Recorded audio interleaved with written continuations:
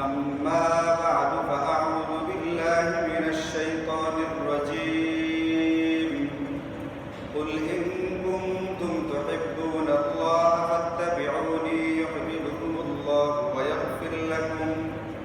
ويغفر لكم ذنوبكم والله غفور رحيم وقال سيدنا رسول الله صلى الله عليه وسلم السواك مطهرة للفم ومرضاة للرب آمنت بالله صدق الله مولانا العلي العظيم وصدق رسوله النبي الكريم ونحن على ذلك لمن الشاهدين والشاكرين والحمد لله رب العالمين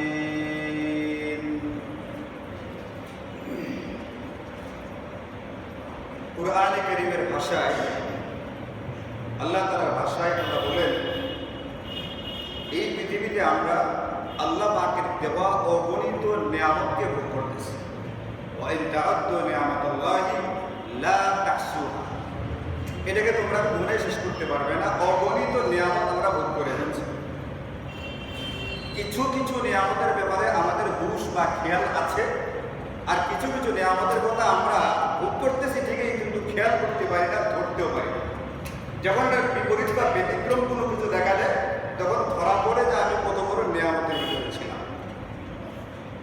যে ব্যক্তিরা বিছানায় শুলি ঘুমায় পড়ে এই ব্যক্তিরা বলতে পারবে না ঘুমটা কত বড় নিয়ামত কিন্তু যে ব্যক্তিরা ঘুম ধরে না রাত্রিটা শুধু এবাস অবাস করে কাটাইতে হয় ঘুমের পরে যাওয়ার পরেও ঘুমে ধরে না এই ব্যক্তিরা জানে ঘুমার জন্য শুয়ে যাওয়ার পরে ঘুমটা কত বড় নেওয়া একটা মানুষের মাথাটা গরম হয়ে গেছে মাথাটা ঘুরতেছে মাথাটা এলোমেলো হয়ে গেছে এই মাথাটাকে ঠিকঠাক করবার জন্য হাতুড়িয়ার লোহা বাটাল দিয়ে এটাকে বাড়ি দিলে ঠিকঠাক হবে না এটার জন্য যে জিনিসটা দরকার সেটা হচ্ছে ঘুম এলোমেলো মাথাটাকে ঠিক করবার জন্য এটার যে ঔষধ এটার যে হাতুড়ি বাটল সেটা হচ্ছে ঘুম একটা মানুষ ঘুমাবে ঘুম থেকে উঠলে তার মাথাটা ঠিক হয়ে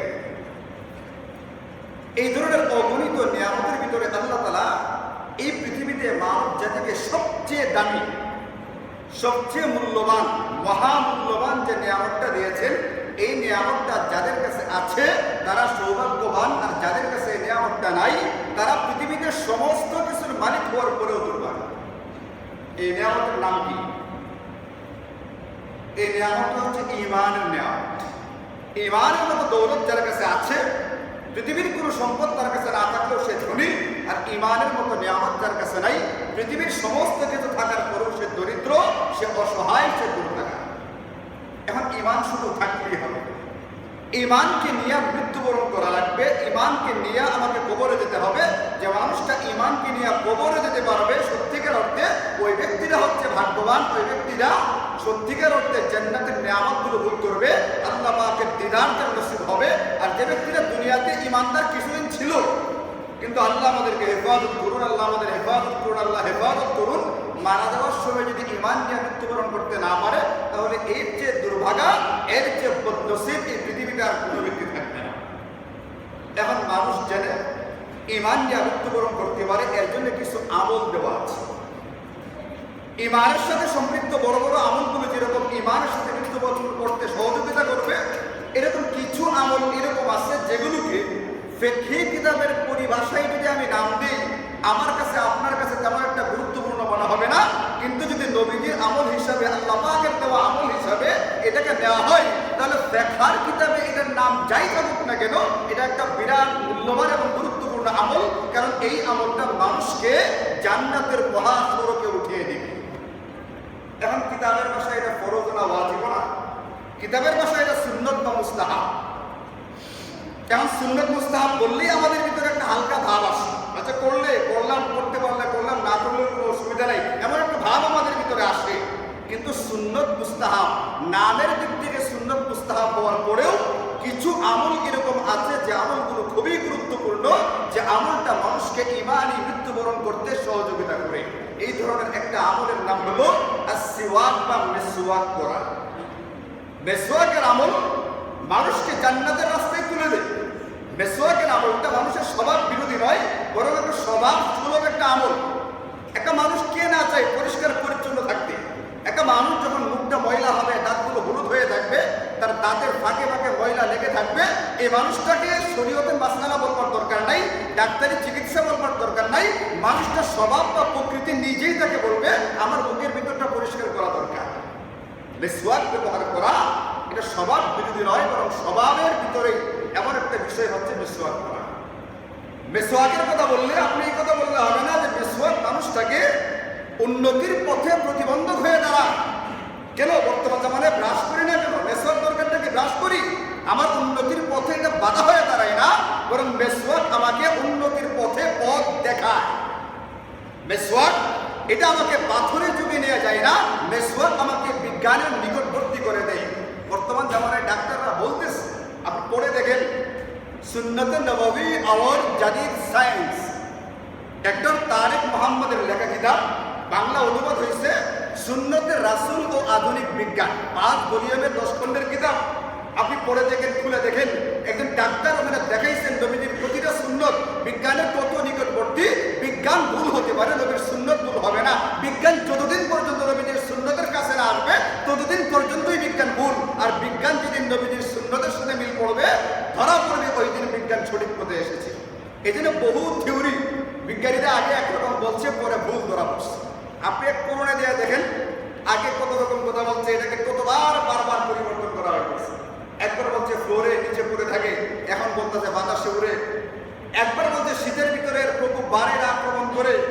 বাংলাদেশে এখন শীত, গরমে হাঁপাইতেছে মানুষকে, রোগী বাড়তেছে না কমতেছে, করোনা রোগী বাড়তেছে। এদের কথা আগে একরকম, পরে একরকম, বারবার ভুল করে এরা। একবার বলে মাস্ক পড়ো, একবার বলে মাস্ক খুলো, একবার বলে এটা করে, আরেকবার বলে ওইটা করো। আপনি সুন্নতের সাথে যতক্ষণ মিল না পড়বে, এটা আপনি কোনোদিন ঠিক হতে পারবেন। আমাদের মসজিদে কাতারগুলোতে ফাঁক ফাঁক করে দাঁড়ান, 3 ফিট দূরে দূরে দাঁড়ান। আপনি বিশ্বাস করেন আজ না হোক একসময় এটা ধরা পড়বে, এটা ভুল। এটা ভুল ছিল, ফাঁক করে দাঁড়ানোর দরকার ছিল না। ফাঁক করে না দাঁড়ালেও চলতো, বরং লেগে লেগে থাকলে এটা মানুষের জন্য ক্ষতি না, বরং উপকারের কারণ হয়ে যেত। আমি আপনাদেরকে এই মুহূর্তে লেগে লেগে দাঁড়াবার জন্য উৎসাহিত করতেছি। আবার সরকার বিরোধী কথা হবে, অন্যরকম অসুবিধা হবে। আমি বলছি এক সময়কে ধরা পড়বে এটা। এই মুহূর্তে আপনারা যেমনি দাঁড়াচ্ছেন সেমনি দাঁড়ান, সরকারের আইন মানে অসুবিধা নেই, কিন্তু একসময় ধরা পড়বে না, ভুল ছিল। কারণ নবীজির সুন্নত লেগে লেগে দাঁড়ানো, নবীজির সুন্নত ফাঁক ফাঁক হয়ে দাঁড়ানো না। কাজে নবীজির সুন্নতটা কোনোদিন ভুল হতে পারে না, এক সময় ধরা পড়বে ফাঁক ফাঁক হয়ে দাঁড়ানো। এইটাই বরং আমাদের ভিতরে ভুল ছিল। অপেক্ষা করে আসতেছে সময়টা। এখানে মিসওয়াক আমাদেরকে পাথরের যুগে নিয়ে যাবে না, মিসওয়াক আমাদেরকে বিজ্ঞানের নিকটবর্তী করে দিবে। ওই কিতাবটার ভিতরে, ডাক্তার তারেক মোহাম্মদের লেখা কিতাবের ভিতরে আছে, আরেকজন ডাক্তার এই কথা বলছেন, যেদিন থেকে মুসলমানেরা, যেদিন থেকে মানুষেরা মিসওয়াককে ছেড়ে দিয়েছে, সেদিন থেকে ডেন্টাল সার্জনের প্রয়োজনীয়তা দেখা দিয়েছে। যতদিন মিসওয়াক ছিল দাঁতের ডাক্তারের প্রয়োজন ছিল না, যেদিন থেকে মিসওয়াক ছেড়েছে সেদিন থেকে দাঁতের ডাক্তারের প্রয়োজন দেখা দিয়েছে। হাদিসে পাকের ভিতরে, ফিকহের কিতাবে সুন্নাত নাম দিলেও হাদিসে পাকের ভিতরে মিসওয়াকের গুরুত্ব কত বেশি। আমি যদি নবীজি সাল্লাল্লাহু আলাইহি ওয়াসাল্লামের সুন্নাত মানি, নবীজির প্রতি আমার প্রেম, ভালোবাসা, মহব্বত থেকে থাকে, আপনি দেখেন বুখারী শরীফের ভিতরে মিসওয়াকের প্রতি কি পরিমাণ গুরুত্ব দেওয়া হয়েছে। নবীজি সাল্লাল্লাহু আলাইহি ওয়াসাল্লাম ইন্তেকালের আগ মুহূর্তে একেবারে খুবই দুর্বল, আম্মাজান হযরত আয়েশা রাদিয়াল্লাহু আনহার কোলে মাথা দিয়ে হেলান দিয়ে বসা আছে। এই সময় নবীজিকে দেখবার জন্য নবীজির শেলক হযরত আব্দুর রহমান ইবনে আবি বকর রাদিয়াল্লাহু আনহুমা নবীজিকে দেখবার জন্য আসছে। ওই সময় সাহাবী হযরত আব্দুর রহমানের হাতে একটা মিসওয়াকের কাঁচা ডাল ছিল, এখনো ব্যবহার করা হয়নি, একেবারে নতুন। তিনি বানায়া নবীজিকে দেখতে চলে আসছেন। নবীজি অসুস্থ অবস্থায়, নিজের গায়ে তেমন একটা শক্তিও ছিল না। মিসওয়াকটার দিকে এমনভাবে তাকিয়েছেন, এতটা আগ্রহের সাথে তাকাইছেন, আম্মাজান হযরত আয়েশা বুঝতে পারছেন নবীজি মিসওয়াকটার প্রতি খুবই আকৃষ্ট, মিসওয়াকটা তার দরকার। তিনি তার ভাইয়ের কাছ থেকে মিসওয়াকটা নিয়ে নিজে চাবায়া এটাকে নরম করলেন, কারণ নবীজির ওই সময় চাবানোর মতো শক্তি গায়ে ছিল না। নরম করে চাবায়া নবীজির হাতে দিলেন। নবীজি ধীরে ধীরে ধীরে ধীরে মারা যাওয়ার সঙ্গে মৃত্যু সজ্জায় তিনি ধীরে ধীরে দাঁতগুলো মিসওয়াক করলেন। এত গুরুত্ব দিয়ে এত সুন্দর করে মিসওয়াক করলেন। আয়েশা বলেন, আমি নবীজির মিসওয়াকের পরে আমি ওই মিসওয়াকটা যে মিসওয়াক করতাম, আর তিনি গর্ব করে বলতেন নবীজির ইন্তেকালের আগে আমার মুখের লালা আর নবীজির মুখের লালা একসাথে একাকার হয়ে গিয়েছিল এই মিসওয়াকের মাধ্যমে। একজন মানুষ মারা যাওয়ার সময়, ইন্তেকালের সময় যিনি এই পৃথিবীর নবী আর রাসূল হয়ে এসেছেন, একটা গোত্রের জন্য না, একটা সম্প্রদায়ের জন্য না, একটা নির্ধারিত এলাকার জন্য না, গোটা পৃথিবীর জন্য, কিয়ামত পর্যন্ত আনেওয়ালা মানব জাতির জন্য যিনি আদর্শ হয়ে এসেছেন, যার আদর্শ গোটা পৃথিবীবাসী ধারণ করবে, ওই মানুষটা মারা যাওয়ার সময় যে কোনো আমল আদর্শ হিসেবে রেখে যাওয়ার কথা না, যেটা সবচেয়ে গুরুত্বপূর্ণ হবে, ওই আমলগুলো আদর্শ হিসেবে রেখে গিয়েছিলেন। এর ভিতরে একটা হলো মিসওয়াকের আমল। নবীজি এই কথা বারবার বলতেন, লাউলা আন আশুক্কা আলা উম্মতি লাআমারতুহুম বিসওয়াক ইনদা কুল্লি ওযু। আমি আমার উম্মতের জন্য কষ্টকর হবে। আমার আপনার নবী আমার আপনার কষ্টটা চিন্তা করতেন, ১৫০০ বছর আগেও চিন্তা করতেন, ১৫০০ বছর পরে আমার উম্মতের আমলটাকে ঠিকঠাক মতো করতে পারবে কিনা এই আশঙ্কা করতেন, ভয় করতেন আমার উম্মতের কষ্ট হবে কিনা। আমল দিবেন, আমল যে আমলটা মানুষকে জান্নাতে রাজপথে উঠাবে, এটাও তার জন্য কষ্টকর হয়ে যায় কিনা নবীজি মাথায় রেখে তারপরে আমলগুলো দিতেন। যেগুলো করলে আমার উম্মতের কষ্ট হবে এগুলোকে সহজ রাখতেন, যেটা দিলে কষ্ট হবে না ওইগুলো দিতেন। নবীজি বলছেন, আমি আমার উম্মতের জন্য কষ্টকর মনে না করলে আমার তুহুম বিসওয়াক ইনদা কুল্লি ওযু, প্রতিটা নামাজের সময়, প্রতিটা ওযুর সময় আমি মিসওয়াক করা জরুরি বলে দিতাম। এখন মানুষ ফরজ নামাজই পড়ে না, এরকম আছে না? আছে না? নামাজ পড়ে না, ফরজ নামাজই পড়ে না, ইমানের পরে সবচেয়ে বড় আমল ওইটাই করে না। মিসওয়াক দিলে মিসওয়াক তো খুব সহজেই ছেড়ে দিবে, এতে করে উম্মত গুনাহগার হইতো। ফরজ ছেড়ে দেওয়ার, জরুরি আমল ছেড়ে দেওয়ার গুনাহগার হইতো। নবীজি উম্মতকে বাছাই করার জন্য জরুরি করেন নাই, কিন্তু এই হাদিসের মাধ্যমে তিনি ইশারা করে দিলেন, ইঙ্গিত করে দিলেন, আমলটা এরকম ছিল যেটা জরুরি হওয়ার মতো একটা আমল। তোমাদের কষ্টের কথা বিবেচনা করে আমি এটাকে জরুরি করলাম। এখন নবীজির এই আমলটা ফিকহের কিতাবে কি নাম লেখা আছে এটা দেখবে না, সত্যিকারের উম্মত যদি হয়ে থাকে নবীজির ভিতরকার এই আগ্রহ আর জজবাটা দেখবে, নবীজি আমার কাছ থেকে আসলে কি চেয়েছিলেন, কি চাচ্ছিলেন, ওটা একজন বান্দা গুরুত্ব দিবে। নবীজি হাদিসের ভিতরে বলছেন এটা, আরবাউন মিন সুনানিল মুরসালিন আল হায়া ওয়া ইরবাল খিতান ওয়া তাআত্তুর ওয়া সিওয়াক ওয়া নিকাহ। সকল নবীজির সুন্নত কয়েকটা আমল, কয়েকটা আমল এরকম আছে, শুধু আমি একা মুহাম্মদ না, পৃথিবীতে যত নবী আর রাসূল এসেছেন সমস্ত রাসূলই এই আমলটা করতেন। এই ধরনের কয়েকটা আমলের ভিতরে একটা হলো সুগন্ধি ব্যবহার করা। আসলে আছে না? তো করা নাকি না, বেশি করা হইলে মাথায় করে হালকা হালকা না লাগবে না, মাথাটা আছে কিনা জিজ্ঞেস করছি। হালকা মিষ্টি একটা আতর নিতে হবে, যেটা কারো মাথা ব্যথার আবার কারণ না হয়। বেশি গন্ধ হলে অনেকের যাদের অ্যালার্জির সমস্যা, নাকের সমস্যা, মাথায় ধরে। এখন আতর দিয়ে যদি আপনি আবার আশেপাশের মানুষের কষ্টের কারণ হয়ে যান তাহলে তো অসুবিধা। এজন্য উৎকট গন্ধ, কম দামি এই ধরনের আতর ব্যবহার করা যাবে না। যেটা মানুষের কষ্টের কারণ হবে না, বরং ভালো লাগার কারণ হবে, এরকম আতর লাগবে। এর ভিতরে একটা হচ্ছে লজ্জাশীলতা, যে 4টা আমল সকল নবীদের ভিতরে পাওয়া যেত। লজ্জাশীলতা, যেটা বর্তমানে একেবারে বিরল হয়ে গেছে। না পুরুষদের ভিতরে না মেয়েদের ভিতরে ওই পরিমাণ লজ্জা আছে যে পরিমাণ থাকার কথা। একজন পুরুষ একটা ফাইল সিগনেচার করে দিবে, সাইন করে দিবে, কতটুকু নির্লজ্জ হলে টাকা ছাড়া কাজটা করতে চায় না, অথচ তাকে মাস শেষ হওয়ার পরে টাকা দেওয়া হচ্ছে। আমার আপনার ট্যাক্সের টাকাতে তাকে বেতন দেওয়া হচ্ছে, এ টাকা দেওয়াই হচ্ছে, এই জন্য আমার কাজটা সে করে দিবে। তারপরেও তাকে অতিরিক্ত টাকা না দিলে সে কাজটা করতে রাজি হয় না। একজন নারী কতটুকু নির্লজ্জ হলে, লজ্জা যদি তার ভিতরে না থাকে, কি পরিমাণ না থাকলে একজন নারী প্রয়োজন ছাড়া ঘর থেকে বের হয় এরকম পোশাক আশাক পরে, যেটা তার জন্য শুধুমাত্র না, তার ঘরের সবার জন্য লজ্জার কারণ হওয়ার কথা। আম্মাজান হযরত ফাতিমা রাদিয়াল্লাহু আনহার ঘটনা দেখেন, উনি কি পরিমাণ লজ্জা করতেন আপনি চিন্তা করতে পারবেন না। ইন্তেকাল করেছেন, রাত্রিবেলায় ইন্তেকাল করেছেন, রাত্রিবেলায় দাফন হয়ে গেছে। ওই জামানার খলিফা জানতে পারলেন না, কেন?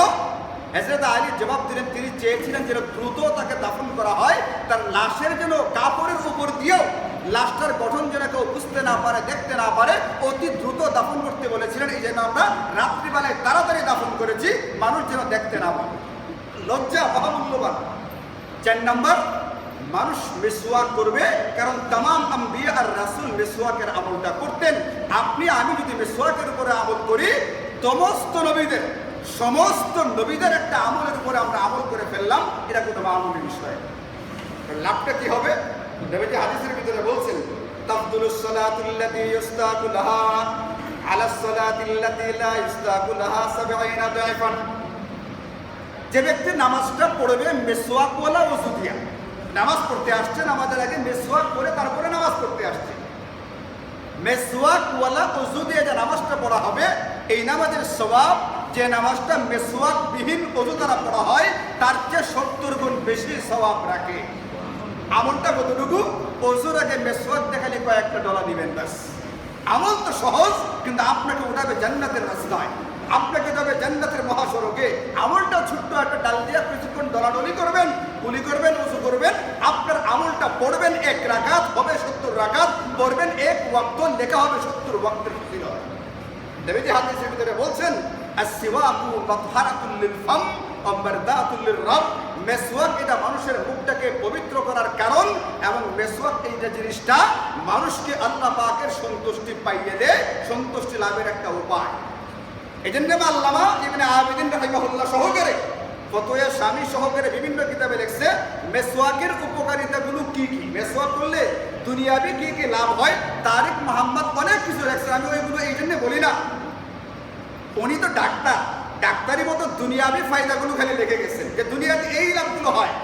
এখন সবগুলো বলতে গেলে অসুবিধা, তখন মানুষ মেসওয়াক করবে, কিন্তু মূল বিষয় নবীজির সুন্নতটাকে মাথায় না রেখে দুনিয়াবি উপকারিতাগুলো মাথায় রেখে মেসওয়াক করবে, এত সুন্নতটা আদায় হবে না। সুন্নত আদায় তখন হবে যখন নবীজির আমল হিসেবে সে আমলটা করবে। ডাক্তার তারিক মাহমুদ লিখছেন দাঁতের সাথে মানুষের ব্রেইনের সম্পর্ক আছে। কাজে দাঁত যদি অপরিষ্কার থাকে মানুষের ব্রেইনে এটাকে অ্যাটাক করবে, ব্রেইনে সমস্যা দেখা দিবে। মানুষের দাঁতের সাথে কানের সম্পর্ক আছে, দাঁত অপরিষ্কার থাকবে, মেসওয়াক করবে না, কানের সমস্যা হবে। দাঁতের সাথে চোখের সম্পর্ক আছে, দাঁতে অসুবিধা হবে, চোখে সমস্যা হবে। দাঁতের সাথে মুখের সম্পর্ক আছে, মুখের ভিতরে বিভিন্ন রকমের অসুবিধা হবে, গা হবে, এটা হবে, এটা হবে। দাঁতের সাথে পাকস্থলীর সম্পর্ক আছে। উনি লিখছেন সারা পৃথিবীতে যারা পাকস্থলীর রোগে আক্রান্ত, পাকস্থলীতে যারা অসুস্থ, উনি বলছেন 80% লোকের অসুস্থতার কারণ হলো মুখের অপরিচ্ছন্নতা, অপরিষ্কার ভাবের কারণে। মেসওয়াক করে না, মুখটাকে পরিষ্কার করে না, এইটার কারণে তার পাকস্থলীর অসুখ হয়। 100%-এর ভিতরে 80% অসুখ এই দাঁতের কারণে হয়। এগুলো সব বৈজ্ঞানিক কথাবার্তা। এগুলো বলতে গেলে মানুষ এগুলোর দিকে তাকায়, নিজের চোখটাকে হেফাজত করা লাগবে, কানটা হেফাজত করা লাগবে, মাথাটা ঠিক রাখা লাগবে, পেটটা ঠিক রাখা লাগবে, এইগুলো লক্ষ্য করে মেসওয়াক করবে। এই জন্য এগুলো বলতে চাই না। আপনি যদি জানতে চান, আপনি আধুনিক বিজ্ঞান ও সুন্নতে রাসূল নামে বাংলায় অনুবাদ হয়ে গেছে বইটা, আপনি বাজার থেকে কিনে পড়ে দেখতে পারেন। ওই বইটার একেবারে সর্বপ্রথম যে আলোচনা এটা হলো মেসওয়াক নিয়ে। নবীজি হাদিসের ভিতরে বলছেন তুমি মেসওয়াক করো, তোমার মুখের পরিচ্ছন্নতার কারণ হবে, তোমার রবের সন্তুষ্টির কারণ হবে। এই জন্য ফতোয়া স্বামী সহকারে বিভিন্ন গ্রন্থের ভিতরে বলছেন মেসওয়াকের উপকারিতাগুলো কি কি। আমার আলোচনার বিষয়বস্তু ছিল আজকে আপনি ইমানি মৃত্যুবরণ করবেন, আপনার মৃত্যুটা ইমানি মৃত্যু হবে কোন আমলগুলোর দ্বারা। এর ভিতরে একটা হলো মিসওয়াকের আমল করার দ্বারা মানুষ ইমানি মৃত্যুবরণ করবে। হযরতে আল্লামা শামী তার কিতাবে লিখছেন অমিন মানাফিহি তাযকিরুশ শাহাদাতি ইনদাল মাউত, যে মানুষটা নিয়মিত মেসওয়াক করবে, এই মেসওয়াক করার ফায়দা হলো এই মেসওয়াক করাটা তাকে মারা যাওয়ার সময় কালিমায়ে শাহাদাতকে মনে করায় দিবে। মেসওয়াক করার কারণে এই মানুষটার মৃত্যু যন্ত্রণা কষ্টর কম হবে। মেসওয়াকের কারণে তার রূহ কবজা হবে, সে তেমন কিছু টের পাবে না। মেসওয়াকের কারণে মুখের দুর্গন্ধ থাকবে না। মেসওয়াকের কারণে শারীরিকভাবে মানুষটা ফিট থাকবে, তার অনেক রকমের অসুখ বিসুখ হবে না, শুধুমাত্র এই মেসওয়াকটার কারণে। এই জন্য আমি আপনি যদি নবীজির সত্যিকারের উম্মত হয়ে থেকে থাকি, এবং আমি আপনি যদি আমার এখন যেরকম ইমানের মতো মহাদৌলত অর্জন করার তৌফিক পেয়েছি, ইমান সহকারে যাতে মৃত্যুবরণ করতে পারি, এটা যদি চাই, তাহলে আমার আপনার জিন্দগিতে মেসওয়াকটা লাগবে। নেওয়া যাবে ইনশাআল্লাহ। মেসওয়াকটা কিরকম হবে, কিভাবে করবেন? ফুকাহায়ে কেরাম লিখছেন 1 বিঘতের মতো লম্বা হবে। যখন শুরুতে নেওয়া হবে মেসওয়াকটা 1 বিঘতের মতো লম্বা হবে এবং আপনার কনিষ্ঠ আঙ্গুলের মতো মোটা হবে। এতটুকু একটা মোটা ডাল নেবেন আপনি, এটা নিম গাছের ডাল হতে পারে, পিলু গাছের ডাল হতে পারে, বিভিন্ন রকমের কাঁচা ডাল থেকে আপনি মেসওয়াকটা তৈরি করার চেষ্টা করবেন। মেসওয়াকটা করবেন কিভাবে? এটা আব্দুল্লাহ ইবনে মাসউদ নবীজির অত্যন্ত কাছের এবং ঘনিষ্ঠ সাহাবী, নবীজির খাদেম ছিলেন। তিনি আমাদেরকে জানাইছেন মেসওয়াকটা ধরার নিয়ম হলো 3টা আঙ্গুল উপরে থাকবে, 2টা আঙ্গুল নিচের দিকে থাকবে। আপনি দেখেন যে কলমটা, মেসওয়াকটা পকেটে নেই, এটা ধরুন কলমটা, 3টা আঙ্গুল উপরের দিকে দিলাম, 2টা আঙ্গুল নিচের দিকে। আমার দেখেন কনিষ্ঠ আঙ্গুল আর বৃদ্ধ আঙ্গুলটা নিচের দিকে আসে। মেসওয়াকটা এইভাবে ধরার কথা, নিচের আঙ্গুলটা নিচের দিকে নিচে থাকবে, উপরের আঙ্গুলটা নিচের দিকেই আছে, মেসওয়াকের নিচের দিকে থাকবে কিন্তু উপরের ধরা থাকবে, আর বাকি মাঝখানের 3টা আঙ্গুল উপরের দিকে, 2টা আঙ্গুল নিচে, 3টা আঙ্গুল উপরে। এইভাবে ধরে আপনি মেসওয়াকটা ধরবেন। ধরে মেসওয়াক করার কথা। কিভাবে করবেন? বেশিরভাগ কিতাবে লেখছে আড়াআড়িভাবে মেসওয়াক করার কথা, এইভাবে। কিন্তু ইমাম গাজালি সহকারে কেউ কেউ লেখছেন ওইভাবে তো করবে, কিন্তু এইভাবে উপর নিচেও করার চেষ্টা করবে। উপরের তালুতেও হালকা করে কষা দিবে এবং জিব্বাটাও পরিষ্কার করার চেষ্টা করবে। জিব্বাতেও বহু রকমের জীবাণু থাকে আমাদের খাওয়া দাওয়ার পরে, যেন দাঁত এবং মুখ সবটা পরিচ্ছন্ন হয়ে যায়। আড়াআড়ি করবে, এটা হলো বেশিরভাগের মত। এবং ইমাম গাজালি বলছে ওটা তো করবেই, এইভাবে উপর নিচেও করার চেষ্টা করবে। তাহলে দুভাবে করলে ময়লাগুলো বেশি পরিষ্কার হবে, নবীজির সুন্নতের উপরে আমলটাও বেশি পরিমাণে হবে। দাঁতের যে নিচের দিকটা আছে এবং এটা থেকে এগুলোও করবেন, জিব্বাও করবেন, তালুও করার চেষ্টা করবেন। এবং শুরু করার ক্ষেত্রে আপনি শুরু করবেন, কিতাবে লেখছে উপরের দাঁতের ডান পাটি, উপরের দাঁতের ডান পাটি আপনি আগে করবেন। কারণ হচ্ছে যে কোনো সুন্নত বা মুস্তাহাব, মানে যে কোনো ভালো আমল ডান দিককে প্রাধান্য দেওয়া করতে হয়। মসজিদে ঢুকতে গেলে বাহিরের যে মসজিদে উত্তম আপনি ডান পা দিয়ে ঢুকবেন। মসজিদ থেকে বের হইতে গেলে মসজিদের তুলনায় বাহিরটা নিম্নমানের, এই জন্য বাম পা দিয়ে বের হবেন। এই ধরনের ক্ষেত্রে নবীজির সুন্নতেই হলো ভালো ক্ষেত্রে ডান দিক প্রাধান্য দেবেন। এই জন্য মাথা আশ্রাইতে গেলে ডান পাশটা আগে আশ্রাইতে হয়। আপনি উপরের দাঁতের ডান পাশ আগে, এরপরে উপরের বাম পাশ, এরপরে নিচের ডান পাশ আগে, এরপরে নিচের বাম পাশ, এইভাবে আপনি মেসওয়াকটা করবেন। আপনি যেরকম আপনার একটা মোবাইল সার্বক্ষণিক সাথে থাকে, আপনি যেরকম আপনি একটা ঘড়ি যারা ব্যবহার করেন সার্বক্ষণিক সাথে রাখেন, যাদের কলমের দরকার কলম সার্বক্ষণিক সাথে রাখেন, যারা তসবিহ হাতে নেন তসবিহ হাতে থাকে, পকেটে থাকে সার্বক্ষণিক তসবিহটা সাথে রাখবেন। এর একটা হাতিয়ার, একটা অস্ত্র, এটার নাম হলো মুসাব্বিহা। আমরা তো বলি তসবিহ, এটার আসল নাম মুসাব্বিহা। মুসাব্বিহা মানে যে জিনিসটা আপনাকে তাসবিহ পড়ায়, এই তসবিহটা হাতে থাকলে আপনি খেয়াল করা লাগবে না, বিয়ে খেলেও আপনার মুখ দিয়ে সুবহানাল্লাহ সুবহানাল্লাহ আসবে। খেয়াল করা ছাড়া আল্লাহ আল্লাহ আসবে, খেয়াল করা ছাড়া লা ইলাহা ইল্লাল্লাহ আসবে। এটা আপনাকে মনে করাবে আপনার তাসবিহগুলো পড়ার কথা। তাসবিহ নিয়ে জিলহজ মাসের আমলে আলোচনা হয়ে গেছে বিস্তারিত।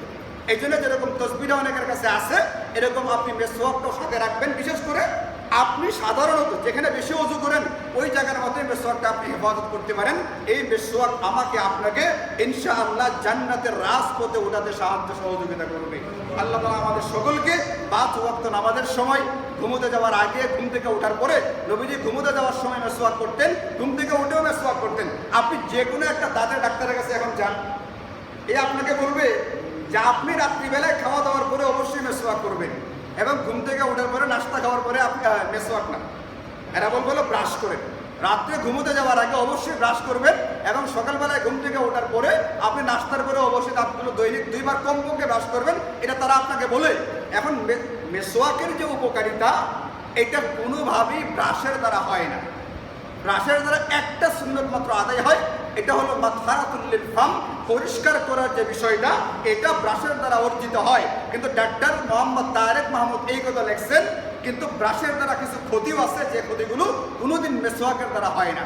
এই জন্য আমি আপনাকে ব্রাশ করতে নিষেধ করি না। আপনি যদি ব্রাশ করতেই চান, তাদের কোনো সমস্যা থেকে ডাক্তারের পরামর্শ থাকে, এটা তো নাজায়েজ না। আপনি রাত্রিবেলায় করেন, সকালে ঘুম থেকে ওঠাও করেন, কোনো অসুবিধা নাই। কিন্তু মেসওয়াকটা 5 ওয়াক্ত নামাজের সময়, ঘুমোতে যাওয়ার আগে, ঘুম থেকে ওঠার পরে এবং আপনি বাইরে থেকে ঘরে ফিরলে মেসওয়াকটা করবেন। এটা আমার আপনার জন্য দুনিয়াতে যেরকম বহুবিধ উপকারিতা আনবে, মারা যাওয়ার পরেও ইনশাল্লাহ আমার আপনার মুক্তির ফাইসালা করবে।